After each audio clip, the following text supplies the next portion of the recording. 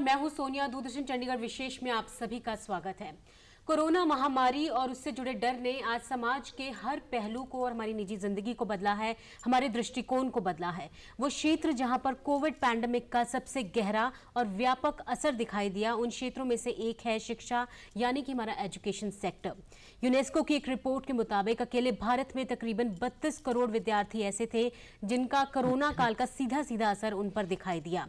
Pen pencil से लेकर सीधे टैबलेट पर वर्चुअल क्लासेस का ये बड़ा शिफ्ट, जिसने ऑनलाइन क्लासेस पर भी या कहीं ऑनलाइन शिक्षा पर भी कई सवाल खड़े किए हैं और ये सवाल उठने लाजमी भी हैं। विशेष में आज हम इसी बदलाव को समझने की कोशिश करेंगे, चुनौतियों पर चर्चा होगी और साथ ही एक बड़ा सवाल ये भी कि क्या वाकई हम इस हकीकत या कहूँ इस न्यू नॉर्मल के लिए तैयार हैं। एक बेहतरीन पैनल मेरे साथ स्टूडियो में मौजूद है इस मुद्दे पर चर्चा के लिए। मैं एक बार जल्दी से परिचय करवा दूं। आज हम बात करेंगे मोनिका चावला से, जो कि प्रिंसिपल हैं Saint Joseph senior secondary school Chandigarh से, साथ ही सीबीएसई के अंडर चंडीगढ़ की डिस्ट्रिक्ट ट्रेनिंग कोऑर्डिनेटर भी अपॉइंट की गई हैं। आपका बहुत बहुत स्वागत है। साथ ही हमारे साथ संगीता भसीन हैं, जो कि प्रोजेक्ट मैनेजर हैं इंटीग्रेटेड एजुकेशन यूटी चंडीगढ़ से। मैम, आपका भी बहुत बहुत स्वागत है। और इसके साथ ही इस पूरे मुद्दे पर विश्लेषण के लिए हमारे साथ बने हुए हैं अरुण जी, जो कि वरिष्ठ पत्रकार और विश्लेषक हैं। आप तीनों का हमारे इस कार्यक्रम में बहुत बहुत स्वागत है। चर्चा की शुरुआत मोनिका चावला मैं आपसे ही करना चाहूंगी। जब हम कोविड की बात करते हैं, मुझे नहीं लगता ऐसा कोई भी क्षेत्र या कोई सेक्टर बचा है जहां पर कोविड की वजह से एक बड़ा शिफ्ट देखने को नहीं मिला है, और एजुकेशन सेक्टर भी इससे अछूता नहीं है। ये जो एक नया नॉर्मल हम देख रहे हैं आजकल की, जो टीचर, एक स्टूडेंट और एक पेरेंट्स के लेवल पर एक नया फॉर्मेट उनको देखने को मिला ऑनलाइन एजुकेशन के माध्यम से, इस न्यू नॉर्मल को आप किस तरीके से देखती हैं?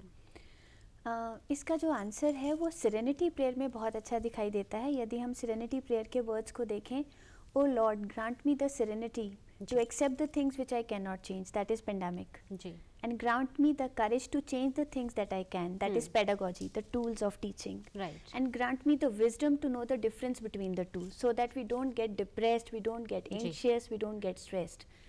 So the teachers summed up the courage. I would say that it was not easy, the transformation from reality to virtuality, from notebooks to screenshots, and even from sharing screen to sharing emotions as well. They did everything through online or virtual platform.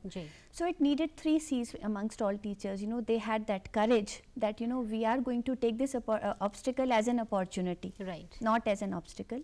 Secondly, the confidence that we are going to revamp ourselves, we are going to upgrade our skill sets so that we can deliver in this new normal.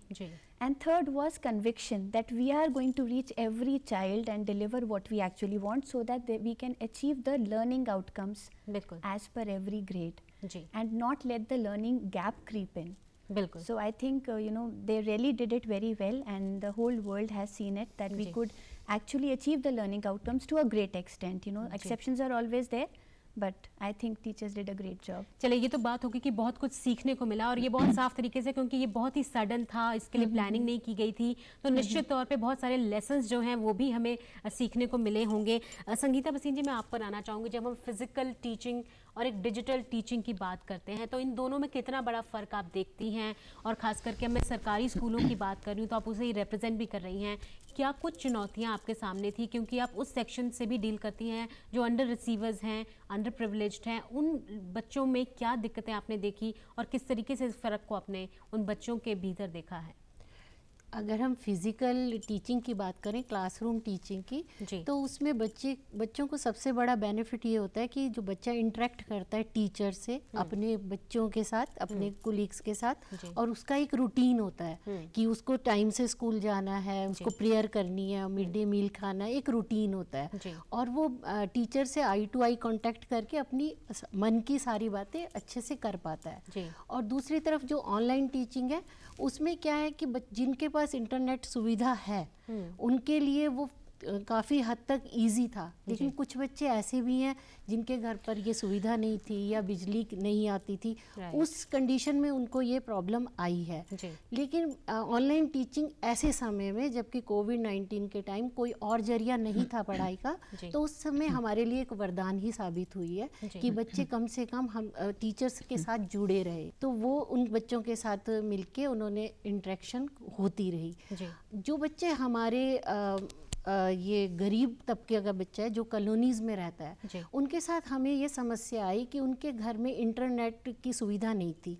Smartphone उनके घर में किसी बड़े के पास, एक के पास होता है, और वो क्योंकि सारा दिन काम पे रहते हैं और शाम को वापस आते हैं, तो घर में सिबलिंग्स होते हैं, फ़ोन एक है, बच्चे 4-5 हैं, तो उस कंडीशन में वहाँ पे प्रॉब्लम आती है कि वो बच्चे कैसे पढ़ाई करें। और उसके लिए जो टीचर्स हैं उनके एफर्ट्स ये थे कि उन्होंने रात को भी, यानी जब बच्चे के पेरेंट्स आ रहे हैं उसके बाद भी बच्चों को उसके थ्रू पढ़ाया। और इसके लिए हमने एक मुहिम भी चलाई थी चंडीगढ़ में। हमारे कॉलोनी के स्कूल है, धनास के 2 स्कूल हैं, और हमारे जो बाकी स्कूल्स हैं जो कॉलोनी के हैं, वहाँ पे उन्होंने स्मार्टफोन डोनेट किए लोगों ने। उनको कहा गया कि आप डोनेट करें, और काफ़ी संख्या में बच्चों को ये डोनेट किए गए। और इन बच्चों को पढ़ाने के लिए हमने एक गूगल फॉर्म बनाया जिसमें हमने सारा डाटा लिया कि किस बच्चे के पास कौन सी सुविधा है और कौन सी नहीं है, और किस तरह उन तक पहुंच सके टीचर। उसके लिए टीचर्स उनके घर पर भी गए, उनके आसपास में मिड में टीचर्स ने खड़े होके पेरेंट्स को बुला के उनको वर्कशीट्स TLM दिया गया, और फिर नेक्स्ट डे या 2 या 3 डेज के बाद टीचर जाती थी और उस सबको कलेक्ट कर लेती थी। चलिए, आप बता रही कि एक प्रॉपर रिसर्च भी की गई कि जो बच्चे से वंचित ना रह पाए, हर बच्चे तक हम जो है ऑनलाइन एजुकेशन पहुंचा पाएं। आप सरकारी तंज की बात करिए तो मैं अपने दर्शकों को ये भी बताना चाहूंगी कि दूरदर्शन ने भी ऐसे वक्त में, जब बहुत एक चुनौती थी, ऐसे में हमने भी अपने सैटेलाइट रीजनल चैनल्स में दूरदर्शन ने बच्चों को फ्री चंक जो देके 1 या 2 घंटे का, उसमें लगातार जो है कोशिश की है कि हर बच्चे तक जो है पढ़ाई वो पहुंच सके।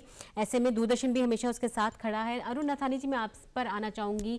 हम बहुत सारे पॉजिटिव्स सुन रहे हैं, लेकिन अगर हम बात करें वर्चुअल क्लासेस की, तो क्या वाकई जो एक डिजिटल इंडिया मिशन 2015 में जिसकी शुरुआत हुई थी, उसमें ये लक्ष्य तय किए गए थे कि डिजिटल लिटरेसी को हमें ज़्यादा से ज़्यादा बढ़ाना है, तो क्या वाकई आपको लगता है ऐसे वक्त में हम उस लक्ष्य को पूरा कर पाए हैं? क्योंकि डिजिटल लिटरेसी क्या बढ़ पाई है इस पूरे समय में? ये तो खैर अध्ययन के बाद पता लगेगा कितनी बढ़ पाई है, लेकिन हमारे लिए इस आपदा ने कई जीवन के जो सबक दिए हैं उसमें एक सबक ये भी है। और भारत जैसे देश में जहाँ इतनी विविधता है, और सबसे बड़ी दिक्कत ये कि जो हमारे आर्थिक विषमताएं हैं, जहाँ तक पब्लिक स्कूलों में उन्होंने इसको इजीली एक्सेप्ट किया, लेकिन गांव देहात में वो हिमाचल की जो घटना आई थी कि वो उसने गाय बेची अपने बच्चों को मोबाइल दिलाने के लिए, या आप कहीं कोई चित्र अखबार में छपते रहे हैं कि पेड़ में बैठ करके नेट कनेक्शंस के लिए वो जो है वहाँ अच्छा आता है इसलिए बैठे रखे थे। तो विषमताएं तो बहुत हैं, इसने सिखाया बहुत कुछ है, प्रयास भी बहुत हुए हैं, लेकिन हमें बहुत आगे जाने की ज़रूरत है इसमें। और इस क्षेत्र को एक तो ये हमारे पाठ्यक्रमों में जो एक रूपता नहीं है पूरे देश में, अगर ये पूरे जैसे रमेश पोखरियाल निशंक जो शिक्षा मंत्री, उन्होंने काफ़ी वो जुड़े रहे लोगों से भावनात्मक रूप से भी, और लगातार वो जुड़ते भी रहे हैं इस चीज़ को। तो कई चैनलों के माध्यम से भी बात, TV के माध्यम से, दूरदर्शन के माध्यम से संपर्क हुआ है। लेकिन ये है कि एक तो पाठ्यक्रम की एक रूपता, और इसको लेकर के बच्चों को पहले से तैयार करना मानसिक रूप से, कैसे उनकी क्लासेस होंगे, इस पे टीचर्स को लेकर भी है। और ये प्रयोग कई जगह हुए हैं, जैसे कहीं एक शिक्षिका ने प्रयोग किया, उन्होंने एक हैंगर मोबाइल लिया और एक कुर्सी ली और उसको ट्राइपॉड बना करके बच्चों को पढ़ाने का। और इसी पैंडेमिक में एक बहुत बड़ी खबर आई हिंदुस्तान, जिसने पूरे देश को गर्व कराया, महाराष्ट्र के एक शिक्षक जिसने कि पूरी दुनिया को बताया कि कैसे गरीब इलाकों में बच्चों की तकदीर बदल जाती है। और उससे बड़ा बात ये कि उस आदमी ने अपनी आधी रकम, जो करोड़ों की रकम थी, वो अपने और टीचर्स में बांट दी और देशों के लिए बांट दी। तो बड़े बड़े प्रयोग हुए, और जीवन का एक सौंदर्य भी इस दौरान निकल के आया है, एक भावनाएं जो मानवीय भावनाएं हैं, तो इस संकट में हमें बहुत कुछ सिखाया है। बिल्कुल, चलिए इस सब पर हम बात करेंगे, क्योंकि एक बड़ी बात अरुण नथानी जी ये भी है कि बहुत बड़ा एक सडनली जब हमारे सामने कोविड का काल आया और ऐसे में हमने ऑनलाइन एजुकेशन की तरफ शिफ्ट किया है, ऐसे में बच्चों में एक जो व्यवहारिक तब्दीली भी देखी गई है वो भी एक अपने आप में बड़ा सवाल है। इसलिए हम पहले बच्चों की राय जान लेते हैं कि बच्चे क्या इस बारे में सोचते हैं, ऑनलाइन एजुकेशन के बारे में, वो किस तरीके से वीडियो जो मीटिंग्स हैं उनको ले रहे हैं, लेक्चर्स को ले रहे हैं, किस तरीके का उनका फीडबैक है, बच्चों का रिएक्शन लेते हैं। उसके बाद अगला सवाल लेंगे। My name is Aditya Srivastava. I study in class 1st D. I love to attend my online classes. My name is Arush. I am from 8th standard, and when this COVID started, we actually started learning online, and I found online classes really very easy to learn, and it's really helping me a lot. मेरा नाम नव्या बंसल है, मैं 5th class में पढ़ती हूँ। तो online classes में की हम बात करें तो इतना समझ में नहीं आता है, क्योंकि टीचर जो समझाती है उसकी डाउट्स भी क्लियर नहीं होती, क्योंकि बहुत कम टाइमिंग होती है और ऑफलाइन में फ्रेंड्स भी होते हैं, बात भी कर सकते हैं और डाउट्स क्लियर करने हो तो कर सकते हैं। पर इसमें टीचर अपने ही करती हैं और हमें चांस भी नहीं मिलते, क्योंकि उनके पास ऑप्शन होता है कि म्यूट कर दे सबको। मेरा नाम आर्यन है। ऑनलाइन क्लासेस स्टार्टिंग में अच्छा लगता था क्योंकि हम नए तरीके से पढ़ पाते थे, लेकिन थोड़े टाइम बाद फिर वो बोरिंग लगने लगा, घर बैठे बैठे बोर हो जाते थे, कनेक्टिविटी की प्रॉब्लम आती थी, टीचर अपनी पेस पे चलते थे और हम अपने डाउट्स भी नहीं क्लियर कर पाते थे, इसलिए ऑफलाइन सही है। मेरा नाम अनंतता और मैं 6th क्लास में पढ़ती हूँ। मेरे को ये प्रॉब्लम आती है कि मेरी कभी कनेक्टिविटी लॉस्ट हो जाती है, कभी हमें समझ नहीं आता और डाउट्स क्लियर नहीं हो पाते। जब हम माइक ऑन करें तो काफ़ी सारे बच्चों को माइक ऑलरेडी ऑन होता है और वो समझ नहीं आ पाता कि कौन कौन क्वेश्चन पूछ रहे हैं और मैम क्या किसका आंसर दे रही है। मेरा नाम आरव है और मैं 7th स्टैंडर्ड में पढ़ता हूँ। और जैसा कि आप सबको पता ही है, यहाँ आजकल कोविड की सिचुएशन चल रही है और सारी ऑनलाइन क्लासेस चल रही हैं सारी, और कोई स्कूल नहीं जा पा रहा है। और वैसे ऑनलाइन क्लासेस में इतना कुछ समझ भी नहीं आता है मुझे, और अगर लाइव इंटरेक्शन भी नहीं हो पाती है टीचर से, तो उसमें भी थोड़ी प्रॉब्लम आ रही है। This is Aditi Shrivastava, study in class 7. I would like to tell you that COVID-19 badly impacted our education system. Online classes tried to heal up, but due to poor network and buffering, we could not achieve our goal. ले जो एक main issue जो सामने निकल कर आ रहा है वो खास करके इंटरनेट इशू का है, इलेक्ट्रिसिटी इशू का है, और कुछ केसेस में बच्चे कह रहे हैं कि जो पढ़ाया जा रहा है वो उसका अच्छे से समझ नहीं पा रहे हैं, या उनको टीचर की बात समझ में नहीं आ रही है, उनको फीडबैक नहीं दे पा रहे हैं। आप तीनों से मैं रिएक्शन लेना चाहूँगी। मोनिका चावला, आप क्या कहना चाहेंगे? क्योंकि प्राइवेट सेक्टर के पास हम देखते हैं कि इंफ्रास्ट्रक्चर है, लेकिन बच्चों के पास, अभिभावकों के पास वो इंफ्रास्ट्रक्चर अभी नहीं है, क्या कहना चाहेंगी? मैम इसमें एक्चुअली जब हम फिज़िकल क्लासरूम की बात करते हैं, दोनों के अपने प्लस पॉइंट्स हैं which we all will agree कि सोशलाइज करने का मौका मिलता है, you know, they are able to share their light moments with their friends and their teachers. And if we talk of, you know, that they are able to be more attentive, alert and active in the class, it's not that they are lost somewhere else. बिल्कुल. And most importantly, integrity of education or academics, you know, कि you know copy paste करके forward कर दिया work teachers को, वो problem थी एक, और you know cheating or unfair means in the tests and exams, that was very minimal in the physical schools. And above all, love and warmth of the teacher. So this was something which was very unique in the physical classrooms. But when we talk of online, as the students are saying, you know, but if we see the positive of that, number one, they have become smarter and independent learners, जिससे कि students empower हो गए, they know what are the resources they can search and they can learn that piece of knowledge. Secondly, access to lot many learning platforms which they have explored now, earlier they were not aware of. And most importantly, I would say that, you know, letting the education continue during pandemic. But हम अगर बच्चों की gaps की बात करें, every school has tried to have extra classes in the evenings so that they can clear the doubts because they have limited time frame. In the beginning, there was pressure कि आप screen exposure भी ज़्यादा नहीं कर सकते हैं, है ना, keeping the health in mind. But जैसे जैसे पेरेंट्स को पता चला कि एक न्यू नॉर्मल यही है, पूरा साल ऐसे ही बीतने वाला है, let us not allow the learning gaps to come in, तो उन्होंने धीरे धीरे इसको एक्सेप्ट करना शुरू किया और टीचर्स ने अपने अपने मोड को चेंज किया कि जहाँ गैप आ रहा है पीरियड्स में, दे यूज्ड टू से कि बेटा let's do some you know eyes exercise और you some muscle exercise, let us stretch ourselves. तो वो बहुत ज़्यादा उसकी हेल्थ की तरफ भी फोकस जाने लगा. लेकिन most of the schools have done this कि इवनिंग में डाउट क्लियरिंग क्लासेस रेगुलर चल रही हैं to ensure that there are no learning gaps in any grade students. चलिए ठीक है, संगीता भसीन जी, मैं आप पर आना चाहूँगी.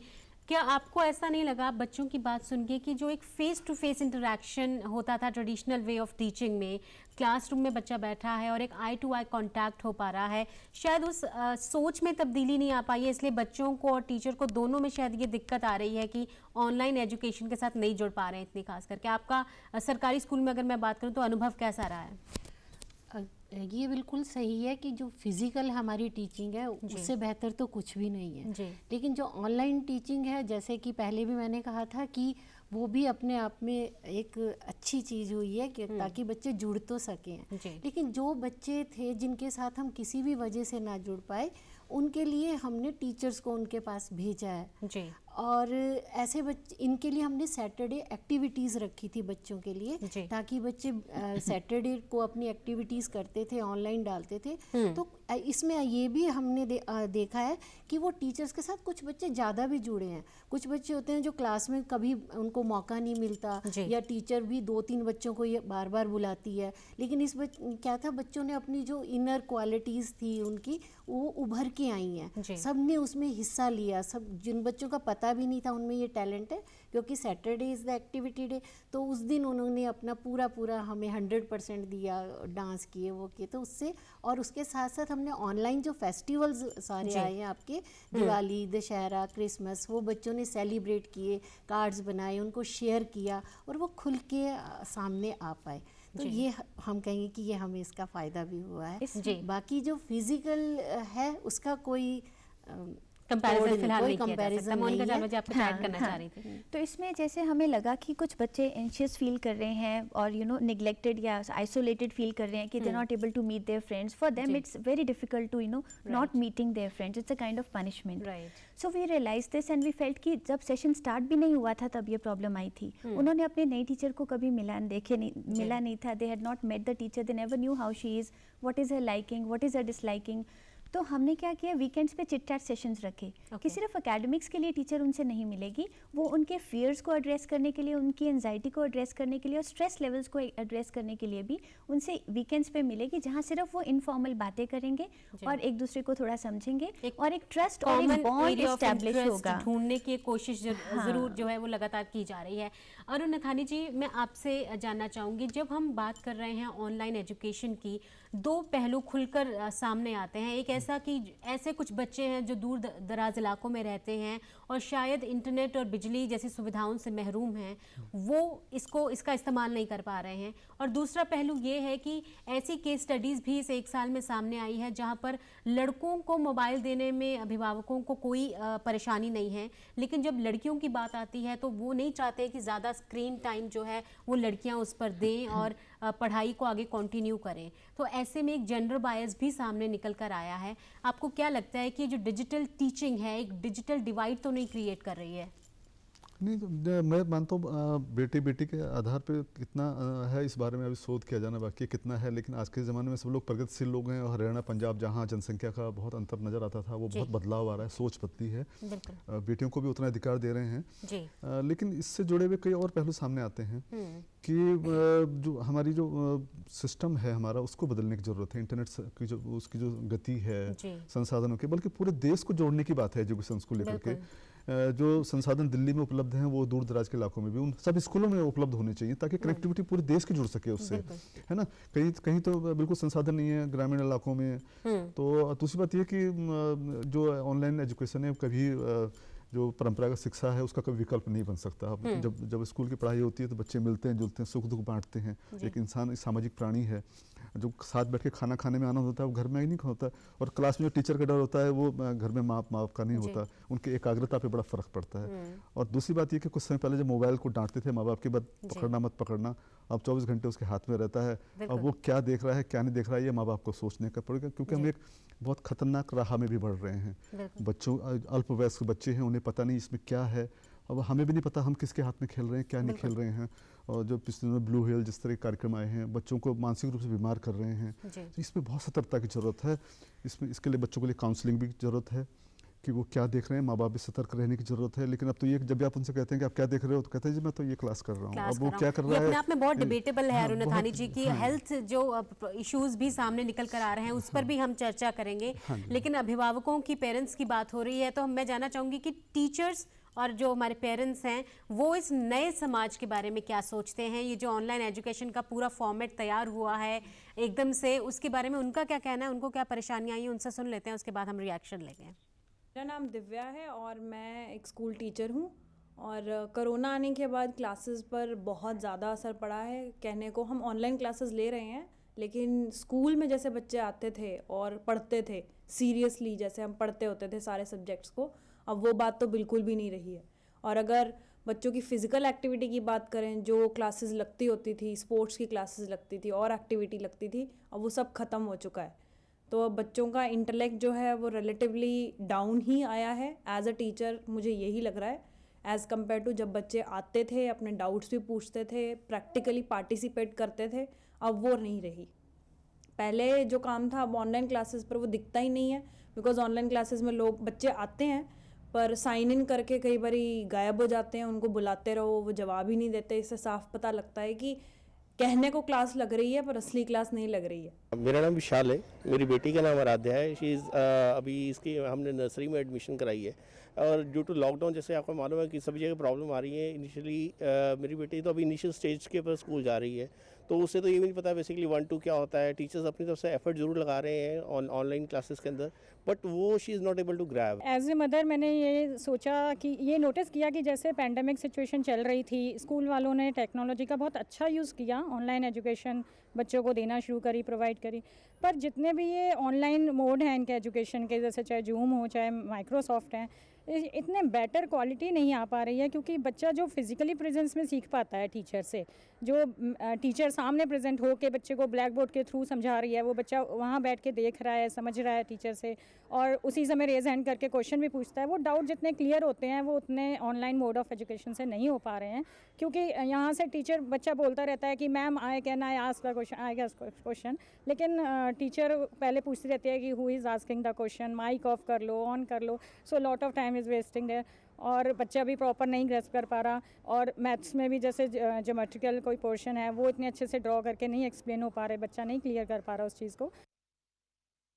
जो हमने बाइट्स अभी सुनी है उसमें जो खुलकर चीज़ें सामने आ रही हैं मोनिका चावला, मुझे लगता है कि न्यू नॉर्मल को अडॉप्ट करना पेरेंट्स के लिए और भी ज़्यादा मुश्किल हो रहा है, क्योंकि उनके एक भारतीय जो मानसिकता है कि बच्चा सुबह तैयार होकर स्कूल जाएगा, वहाँ से कुछ सीख कर आएगा, एक्स्ट्रा करिकुलर्स होते हैं वो सब शायद मिसिंग हो गए हैं, और ऑनलाइन क्लासेस में उनको ऐसा लग रहा है कि ज़्यादा टाइम देने के बाद भी बच्चे का वो आउटपुट नहीं निकल पा रहा है।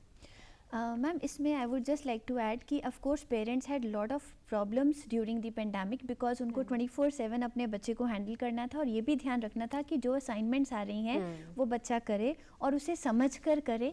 तो you know there were lot of difficulties on their end, and we duly acknowledge कि they were playing 50% role of a teacher as well.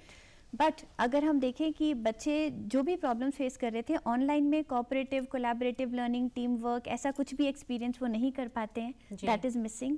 And सबसे बड़ी बात, पेरेंट्स के कंसर्न्स को एड्रेस करना भी स्कूल्स की जिम्मेवारी बन चुकी थी, because we were to address what problems they are facing regarding discipline, routine, self learning, self doing their work and you know completing project work if they are coming their way.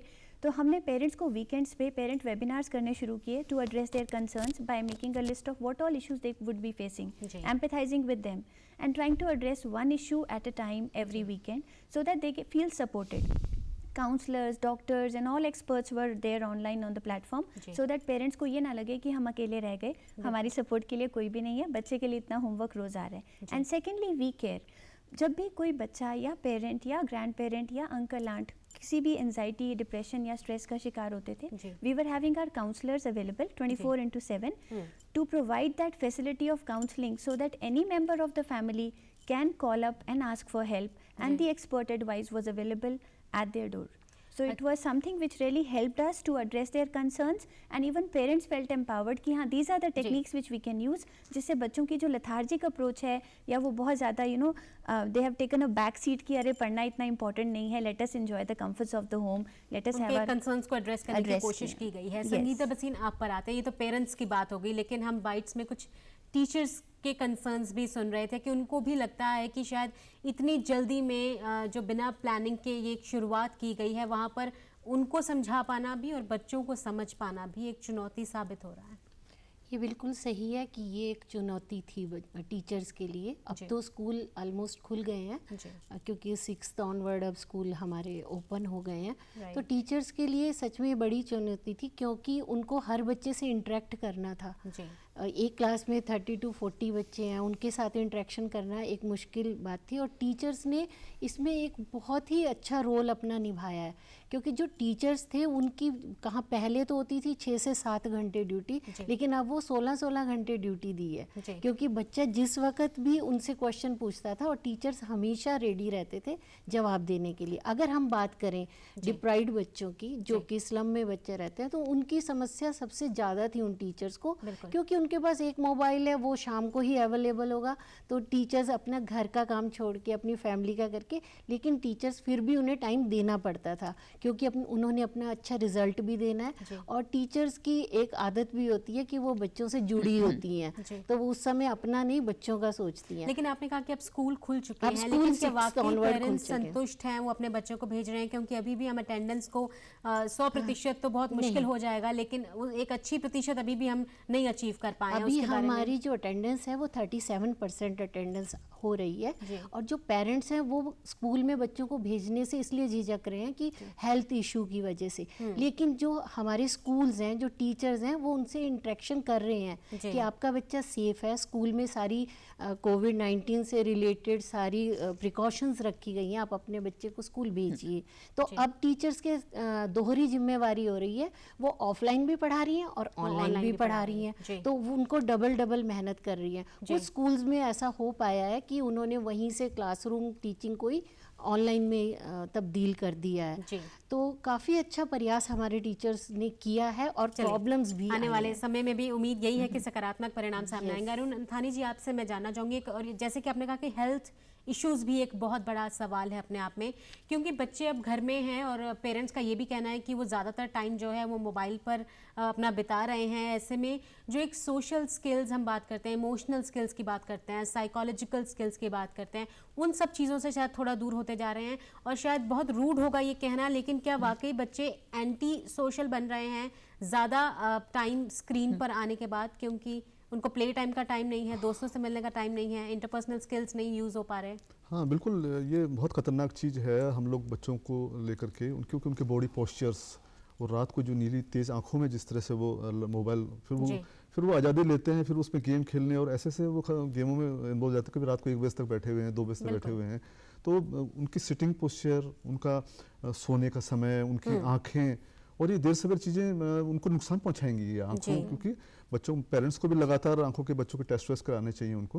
हालांकि ये मुश्किल समय था, जब पढ़ाई के साथ साथ महत्वपूर्ण उनका जीवन था। माँ बाप की चिंता, पहली चिंता ये थी कि बच्चों का जीवन सुरक्षित रहे, क्योंकि इतना रोग किस तरह का था ये अलग बहस का विषय है, लेकिन बच्चों को जैसे कम प्रभावित किया इसने, ये भी पूरे विश्व में आंकड़े इस तरह के आए हैं, लेकिन माँ बाप की चिंता थी वो, तो पहली प्राथमिकता उनका जीवन बचाना था। लेकिन ये था कि कोरोना काल में हम लोगों ने एक शुरुआत की है, तो देखिए जब सरकार कहती है कि 80 करोड़ लोगों को अनाज बांटा गया है इस पेंडेमिक पीरियड में, तो देश की आर्थिक स्थिति क्या है? मैडम मोनिका जी ने भी बात की, हम चंडीगढ़ जो 3 राज्यों की राजधानी है और पब्लिक स्कूलों में वहाँ संसाधन है वो बहुत उस लेवल तक जा पा रहे हैं, बच्चों के पास भी संसाधन है, लेकिन जो गांव देहात में जो स्कूल हैं, सरकारी स्कूल हैं, संसाधन है, वहाँ गरीबी है। और जो बच्चे जो कि मिड डे मील के लिए स्कूल जाया करते थे, उनका एक बहुत बड़ा आकर्षण था वो। उनकी बात करें, जो लेबर क्लास है और उनकी जो पूर्ति है वो कर पाना जो है बड़ा मुश्किल काम है, लेकिन ज़्यादा यहीं पर करने की ज़रूरत भी है, बहुत ज़रूरत है। और मुझे लगता है कि ये जो हमने पेंडेमिक, हमारे पास बहुत कम है अरुण धानी जी, मैं ज़्यादा वक्त नहीं दे पाऊंगी। बिल्कुल कंक्लूडिंग रिमार्क्स में मैं आप सबसे सिर्फ एक लाइन में जानना चाहूँगी कि ऐसा जो हमने एक ऑनलाइन एजुकेशन जो शुरुआत हुई इसकी, क्या वाकई अब एक अनसर्टेन फ्यूचर के लिए हमारा एजुकेशन सेक्टर रेडी है? मोनिका चावला, एक लाइन में अगर आप कहें। I think in one line it's little difficult, but of course जैसा टीचर्स ने स्पिरिट डिस्प्ले किया है अपना, to learn, to grow and to revamp themselves and transform themselves as educator, that is actually phenomenal. It has really given a great leap in the learning. They have undergone lot many trainings throughout this pandemic. They have upgraded their skill set to cater to the needs of the students. I am very positive that at least education sector is well equipped now. जी, आप क्या कहना चाहेंगे? मैं यही कहना चाहूँगी कि ये आने वाले समय के लिए पूरी तरह तैयार हैं, पर ईश्वर से प्रार्थना ऐसा समय ना आए, लेकिन हम पूरी तरह से तैयार हैं। अरुण थानी जी, एक लाइन। मैं ये कहूँ, अभी केंद्र सरकार ने नई शिक्षा नीति जो अभी जारी की है, उसमें इस विषय को शामिल करना चाहिए, और जो तकनीक हम लोगों ने इस्तेमाल की है सरकारी स्कूलों को जोड़ने, जो बच्चे वहाँ कम हो रहे हैं उनको जोड़ने के लिए और दूर दराज के इलाकों से संपर्क करने के लिए इन नए जहाँ हमारी भौगोलिक विषमताएं हैं, आर्थिक विषमताएं हैं, वहाँ तक शिक्षा पहुँचाने के लिए इसमें एक रूपता की जरूरत है। पूरे देश को एक ही सिलेबस, एक ही पाठ्यक्रम से जुड़े और उनके टीवी के माध्यम से जुड़े। चलिए, बहुत बहुत शुक्रिया। इस मुद्दे पर आप तीनों ने अपने विचार रखे और निश्चित तौर पर जब भी हम एक बदलाव की बात करते हैं तो वो एक रात में नहीं आता है, तो बहुत वक्त लगता है। हर एक क्षेत्र में कोरोना पैंडेमिक का एक गहरा और व्यापक असर देखने को मिला है और शिक्षा के क्षेत्र में भी वो साफ तौर पर दिखाई दे रहा है। और आज के टाइम में हम डिजिटल एजुकेशन की अगर बात करें तो वो मजबूरी से ज़्यादा एक हकीकत बन चुकी है। चुनौतियां सामने हैं और आने वाले वक्त में भी सामने ही होंगी, लेकिन इनसे जूझना ही एक नए समाज का सृजन करेगी और इनसे जूझना ही हमारे लिए आज के समय में समाधान है। हमारा ये कार्यक्रम हमारे दर्शक YouTube चैनल DD चंडीगढ़ पर भी देख सकते हैं। हमारी इस खास पेशकश में आज के लिए बस इतना ही। मुझे दीजिए इजाज़त। नमस्कार।